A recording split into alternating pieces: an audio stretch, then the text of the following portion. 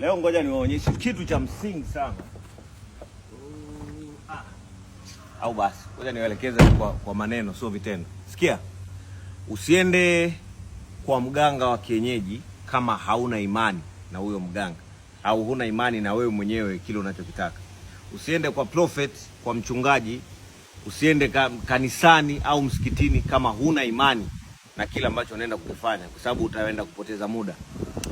Leo nataka nikufundishe ni namna gani ya kutumia nguvu yako ya ndani. Inner power. Yaani kila mtu amezaliwa na nguvu yake binafsi kutoka ndani ya nafsi yake. Lakini wengi wamekuwa wakiamini kwamba mtu akiwa na nguvu basi ni mchawi, ni mshirikina. Akiwa na uwezo wa kutumia kile kipaji alichopewa na Mwenyezi Mungu, anahisi watu wanaona kama huyu mtu anaweza kawa ni mchawi au ni vipi. No. Sikia nikwambie mwanangu. Kila mtu kwenye hii dunia amezaliwa na nguvu yake kutoka ndani, lakini 98% za watu wengi hawajui. Ni watu wachache sana tunajua jinsi gani ya kutumia nguvu ambazo tumepewa, zile nguvu zetu za ndani. Ngoja nikupe mfano wa kitu kimoja. Ukiwa ni mtu ambaye hauna imani na kanisa, hauna imani na mchungaji, hauna imani na kile ambacho unaenda kukiomba kwa Mwenyezi Mungu, hicho unachokiomba hakiwezi kufanikiwa. Na hata kikifanikiwa basi kitafanikiwa baada ya muda kinakufa. Kwa sababu gani? Wewe mwenyewe huna imani ya kile ambacho unakitaka. Leo hii mtu ambaye ana uwezo wa kupata bilioni 1, lakini yeye kichwani kwake amejiwekea kwamba hawezi kupata, na hiyo bilioni 1 upati. Si unaelewa? Lakini ukishaanza kuwa unaamini, yani ushaamua kufungua ile nguvu yako ya ndani ulionayo, ukaamini kwamba wewe una uwezo wa kupata hiyo, na unaangalia namna gani ya kuipata, utaipata. Hiyo ndo nguvu ya ndani.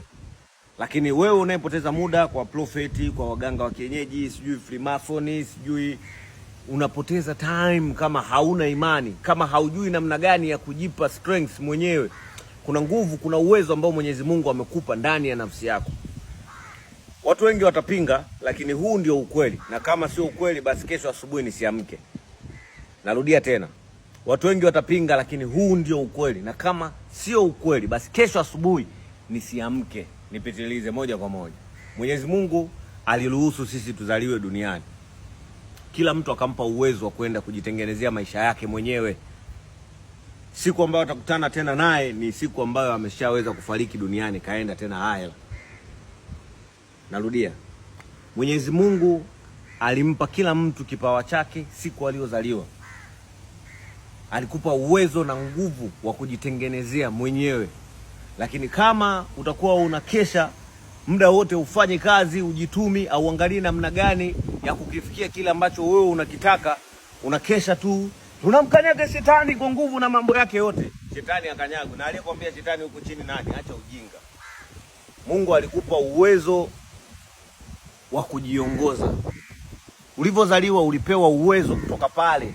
Si unaelewa? Watu wengi hamtanielewa, lakini hiki ndio ukweli. Wewe sasa hivi tengeneza plani zako za maisha yako. Sema mimi nataka kufanya 1, 2, 3 na nitafanikisha. Mwenyezi Mungu na kuomba ili liko mikononi mwako. Unamwachia yeye, wewe unaenda kupambana. Lakini sio muda wote unakukanyaga shetani.